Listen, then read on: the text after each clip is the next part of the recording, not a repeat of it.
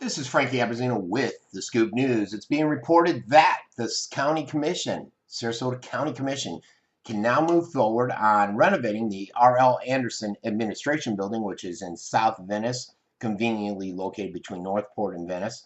And they could do it without the approval of the voters.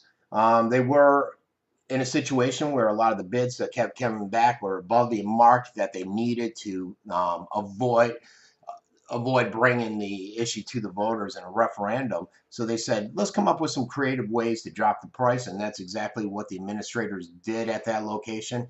Basically, it's going to cost about $26.3 million, according to this guy Broman.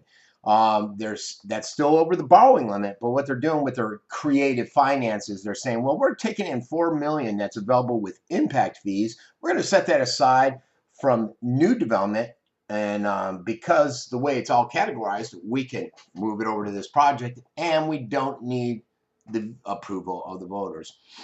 My concern is that the impact fees, sure, the courthouse falls into that, but it was designed for other stuff, I believe, more important stuff like schools and things like that, roadways.